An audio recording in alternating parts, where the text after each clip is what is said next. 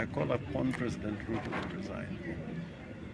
If it's true to what he says and what he said about what used to happen in previous administration, including President Uhuru's government where he was deputy president, if it's true to what he said at that time, the logical thing to do for him in a democracy is to resign, because he is going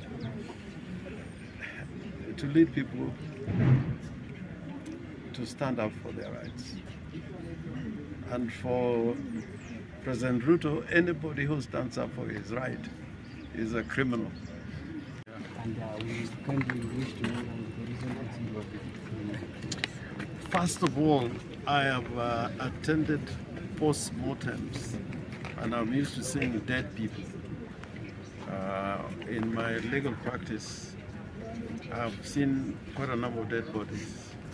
People have been killed because in my criminal practice, to witness a post-mortem, it is always in cases where there's been an unnatural death. What I've seen just now is shocking. It's completely shocking. I've seen one of our young men who, whatever the mishap, whatever the caliber of the handgun or the instrument that was used to cause that injury that led to his death, is something that even in a war zone, in a war front, somebody will not be used to applying those kind of weapons. We see people die in war fronts, bodies from war fronts. What I've seen now shows the amount of violence that was meted against these patrons. And hearing Ruto yesterday talking about criminals, it was such a callous speech. His statement yesterday was completely irresponsible, because under the Constitution, the President takes an oath to protect every life, irrespective of the status of the individual. I didn't hear any word of compassion or sympathy for those who have died. And according to the figures we are getting, there may be beyond 35 fatalities all over the Republic. And those people who have suffered gunshot wounds could be anywhere close to 150. There are people we have seen here, people we know. Even rubber bullets are used in order to restrain but not to cause an injury that can affect the spine or any delicate parts of the human body. So quite apart from what happened yesterday, what I've seen today is an exemplification of the brutality of the government we're dealing with. We are used to, even in a situation where somebody is declared a criminal, it's still the duty of the state to protect the life of that person, not to take their life away. Now, more importantly, Kenyans have lived with demonstrations for a long time. In the year 1926, Harry Thuku led a demonstration somewhere between Norfolk Hotel, the university, and Central Police Station. And police applied violence, colonial police. But if you compare the violence of the colonial police in 1926 to the violence of the Ruto government, it is beyond comprehension. Beyond comprehension. Even the massacre in South Africa in which many children died, 67. I don't think they saw such violence that has been meted by President Ruto. And me, my call, when you have to kill to survive in power, because this is what is happening. Because he has now deployed the military. And the military, they are not entertainers. They are deployed to deal with a violent situation. But we don't have a violent situation. We have a situation where a president is struggling for survival. In these kind of circumstances where you're forced to kill people in order to retain power, and where we witness nearly the whole country up saying that enough is enough. If you're truly a democracy under the current constitution, President Ruto should just resign. He should just resign. But I don't think that the Kenyans are going to change their mind. I think they have given a statement of no confidence in the government of President Ruto. We went beyond the issue of the finance bill, because when he should have acted, he didn't. And now he has done a referral to Parliament. What that means is that if the same MPs who passed the finance bill are the ones who are going to deal with that finance bill, the result will still be the same, in my understanding. So, me, I call upon him to resign. I call upon President Ruto to resign.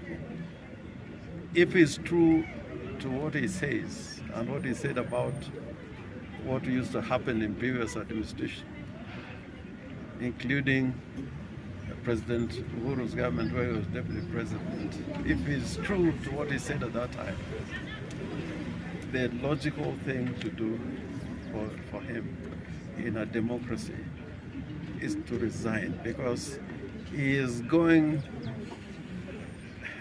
to lead people to stand up for their rights. And for President Ruto, anybody who stands up for his right is a criminal. But I want to remind him that even Mandela was called a terrorist. In the eyes of the government of South Africa at that time, the racist government, he was a criminal. In the entire world where democracy was still not known to those regimes, Mandela was a terrorist. But now he has been to be an icon.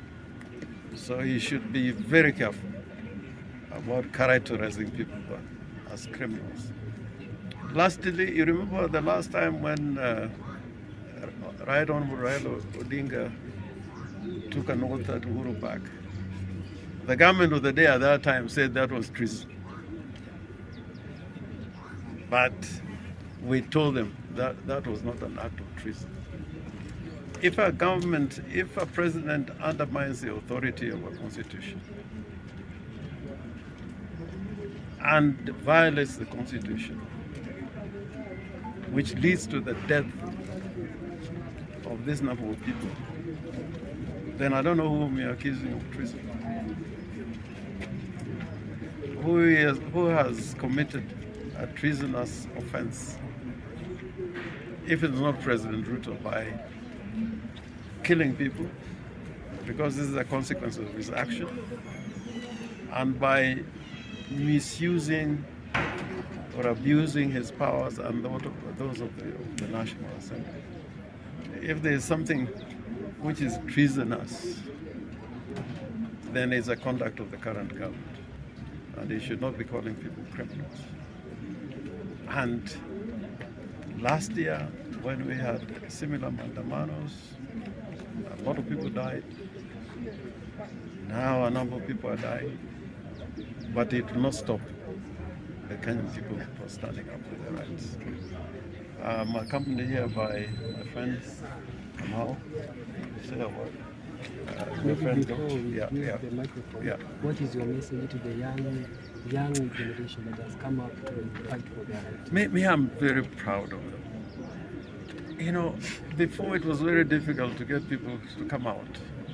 And in the numbers that I've been seeing, they are doing a great job for this country. And they should not give up. They should not give up. You know, I think victory is coming. Victory is certain. They should not give up. They are on the right hand, they are on the right side of history. And making governments behave is not waiting for the next election. 227 is too far. When a government is messing up people, there's nothing that ties your hands to wait until 2027. There's every reason to try and stop that government from continuing abusing its power and oppressing the people the way this government has done. For the sake of Ramogi TV, for the Luo people, you can just give a brief of what you have just talked about. Pole sana the families that have lost their loved ones. These are fairly very young people. I remember I started the struggle when I was that age. And there was a time there was a massacre in Kamukunji, and people were drowned in numbers on Nairobi River. We had to pick bodies after several days because they had been swept away. There was a man by the name Kaitanyi, the head of City Inspectorate, who was in charge of that massacre. We have not forgotten, and when history is written, some of us are going to narrate such scenarios. I want to tell the Gen Zs that now we can pass the baton. Jim and I have been in this struggle for a long time together with other colleagues. We have a future in you people. And now we can even say what somebody said after he greeted Jesus at the door when Jesus was being taken to the chapel, that we can rest in peace. My party leader the other day sent a message to the press when he was in South Africa and talked about how he appreciates the young men and what he can see them do. Please don't give up. This is our country. We have done our bit. What remains ahead is yours. Kongole sana.